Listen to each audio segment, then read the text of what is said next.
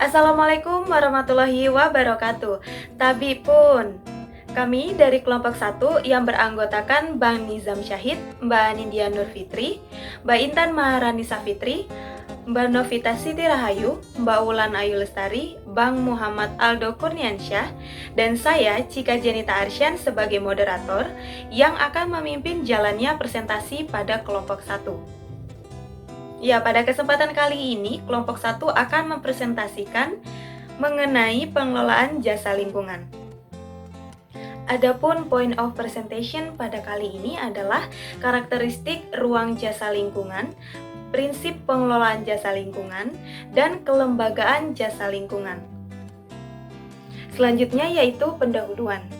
Jasa lingkungan adalah produk sumber daya alam hayati dan ekosistem berupa manfaat langsung atau tangible dan manfaat tidak langsung atau intangible yang meliputi antara lain jasa wisata alam atau rekreasi, jasa perlindungan tata air atau hidrologi, kesuburan tanah, pengendalian erosi dan banjir, keindahan, keunikan, keanekaragaman hayati, penyerapan dan penyimpanan karbon.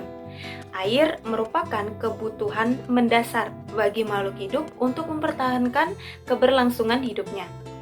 Sungai dimanfaatkan sebagian masyarakat untuk memenuhi kebutuhan hidup sehari-hari, seperti minum, mandi, mencuci, dan juga untuk memenuhi kebutuhan lainnya.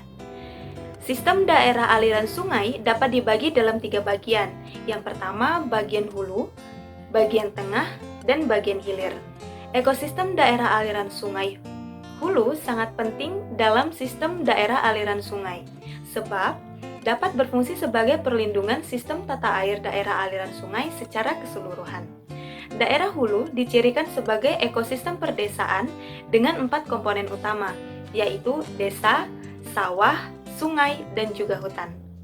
Selanjutnya akan dibawakan oleh saya Novita Siti Rahayu mengenai karakteristik jasa lingkungan bersifat tangible. Itu ada contohnya pemanfaatan air. Jenis jasa lingkungan itu penggunaan rumah tangga, biasanya digunakan untuk mandi, mencuci, masak, dan minum. Pemanfaatan oleh PDAM biasanya dimanfaatkan untuk mandi, mencuci, masak, dan minum. Pemanfaatan untuk irigasi persawahan digunakan sebagai sumber air irigasi baik irigasi teknis, setengah teknis maupun sederhana. Pemanfaatan air untuk perikanan biasanya dimanfaatkan dengan cara menggunakan kerambu, jari apung, dan kolam atau empang. Pemanfaatan untuk irigasi pertanian digunakan sebagai sumber air irigasi baik irigasi teknis, setengah teknis maupun sederhana.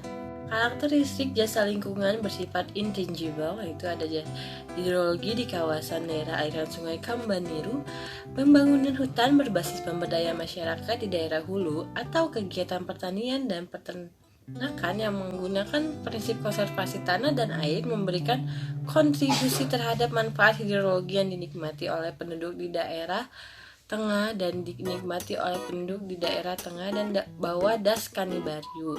Sungai di Dusun Keradangan, Kabupaten Lombok Barat, air sungai ini digunakan masyarakat untuk mengalirkan air sungai ke rumah mereka dengan menyambungkan bambu. Upaya tersebut dilakukan untuk memperoleh air bersih.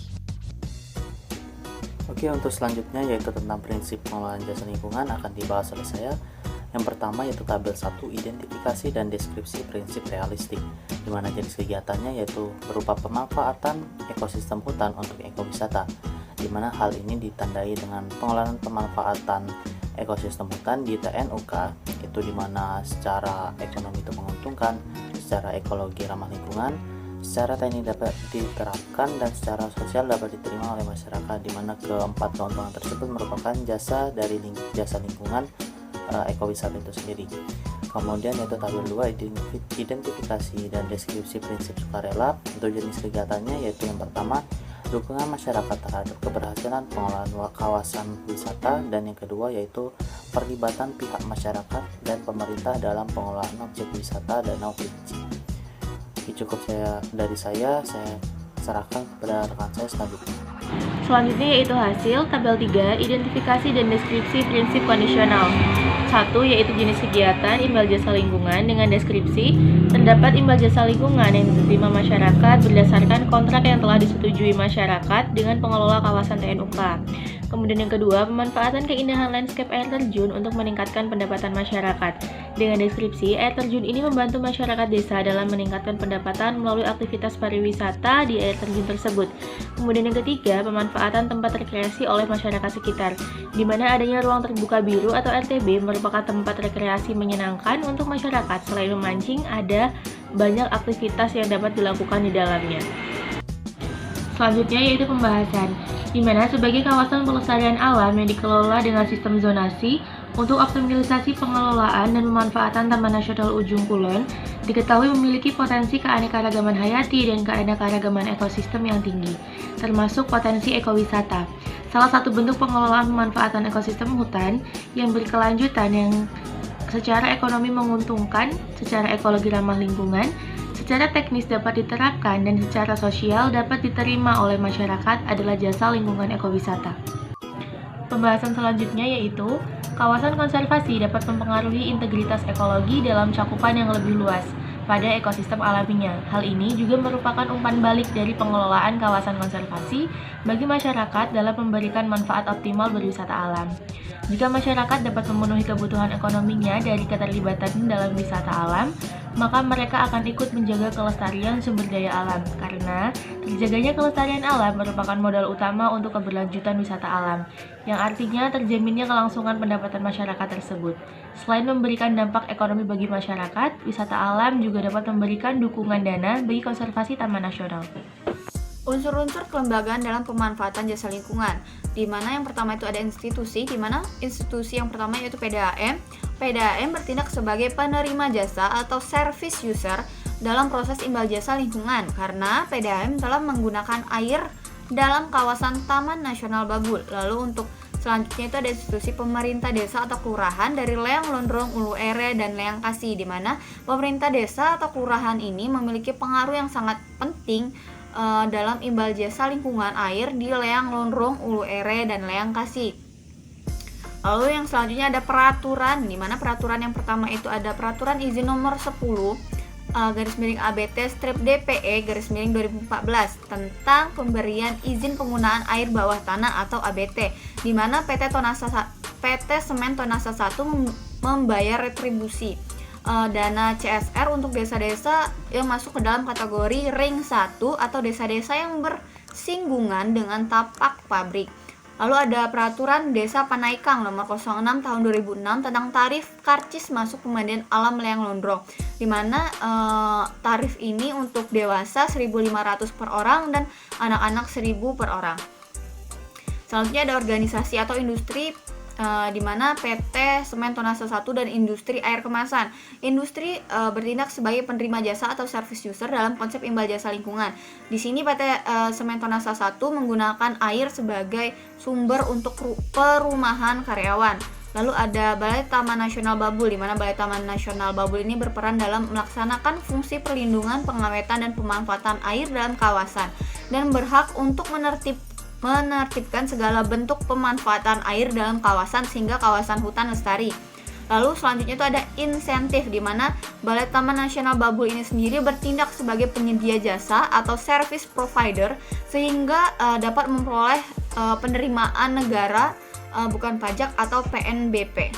Baiklah, di sini saya akan menjelaskan bagian pembahasan, yaitu setiap stakeholder memiliki kepentingan, kebutuhan, dan sudut pandang yang berbeda dan harus dapat dikelola dengan baik, sehingga tujuan yang ingin dicapai dapat terwujud. Pemanfaatan air di Taman Nasional Babul belum melakukan mekanisme yang dapat menguntungkan semua pihak terkait. Padahal sebagai pengguna air, baik pemerintah, swasta, maupun masyarakat mempunyai tanggung jawab dan berkewajiban menjaga kelestarian hutan. Oleh karena itu, masyarakat, kelompok usaha atau lembaga-lembaga non-komersial serta pemerintah yang memanfaatkan air di dalam kawasan hutan harus ikut serta menjaga kelestarian hutan dan sumber air. Bagian hasil tabel 4.2 peran kelembagaan dalam pemanfaatan jasa lingkungan dari perspektif sosial, ekonomi, dan lingkungan. Nomor 1, unsur-unsurnya institusi berperan sebagai pemerintah, desa atau kelurahan memiliki pengaruh dan kepentingan yang sangat besar dalam konsep imbal jasa lingkungan air di Leang Londrang, Ulu Ere, dan Leang Kasih. Lalu nomor 2 yaitu unsur-unsur norma. PDAM bertindak sebagai penerima jasa atau service users dalam konsep imbal jasa lingkungan karena PDAM telah menggunakan air di kawasan TN Babul. PDAM berperan dalam mendistribusikan air hasil bagi masyarakat Kabupaten Pangkep dan memperoleh keuntungan dari jasa produksi air tersebut. Penguasaan sumber air yang dilakukan oleh PDAM berdampak pada jumlah lahan pertanian yang dapat diari oleh sumber air tersebut. Yang ketiga yaitu peraturan.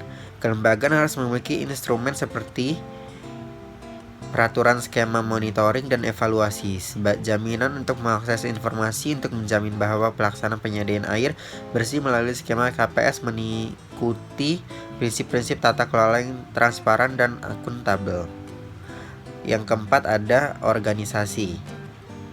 Industri bertindak sebagai penerima jasa atau service user dalam konsep imbal jasa lingkungan. PT Semen Tonasa 1 telah mendapatkan manfaat dari sumber air yang tersedia guna memenuhi kebutuhan air untuk perumusan karyawan. Dan lebih lengkapnya bisa dilihat pada tabel tersebut. Terima kasih. Baik, di sini saya akan melanjutkan pada tabel nomor 4 yaitu Balai Taman Nasional Babul berperan dalam melaksanakan fungsi perlindungan, pengawetan, dan pemanfaatan air dalam kawasan dan berhak untuk menertibkan segala bentuk pemanfaatan air dalam kawasan sehingga kawasan hutan lestari, ketersediaan dan kebutuhan air terpenuhi. Keberadaan Taman Nasional Babul berhubungan positif dengan ketersediaan sumber daya air dari kawasan Taman Nasional. Taman Nasional Babul dapat bertindak sebagai penyedia jasa air sehingga dapat memperoleh penerimaan jasa bukan pajak dari stakeholder yang telah memanfaatkan jasa lingkungan air dari kawasan TN Babul khususnya untuk pemanfaatan air secara komersial. Lalu yang tabel kelima yaitu intensif, di mana analisis kelembagaan melihat peran permasalahan, relugasi dan struktur organisasi, interaksi serta kompetensi, dan intensif dalam kelembagaan jasa lingkungan mengatur pembiayaan yang dihasilkan jasa lingkungan. Lalu selanjutnya ada pembahasan di mana berdasarkan hasil nomor 2 pada tabel 4.2, penggunaan air oleh PDAM, di mana dalam penggunaan air ini mengakibatkan jumlah lahan pertanian yang dialiri air semakin berkurang, di mana kekurangan air yang terjadi dikarenakan penggunaan air oleh pihak PDAM ini dilakukan tanpa menyediakan air untuk para petani, sehingga diharapkan dapat berperan dalam peningkatan kesejahteraan masyarakat sekitar sumber daya air dengan jalan menyisihkan sebagian pendapatan yang diperoleh untuk tujuan konservasi dan peningkatan usaha produktif masyarakat. Selain itu, dalam peraturan yang ada pada kelembagaan harus memiliki instrumen seperti peraturan skema monitoring dan evaluasi. Jaminan untuk mengakses informasi untuk menjamin bahwa pelaksanaan penyediaan air bersih melalui skema KPS mengikuti prinsip-prinsip tata kelola yang transparan dan akuntabel. Selain itu, dengan adanya peraturan dalam pengelolaan air ini dapat tertata dengan rapi struktur yang ada dalam pengelolaan. Baiklah, terima kasih kepada teman-teman semua yang sudah mempresentasikan materi pada hari ini. Cukup sekian presentasi dari kelompok 1 mengenai pengelolaan jasa lingkungan. Apabila ada salah kata, mohon dimaafkan. Wassalamualaikum warahmatullahi wabarakatuh.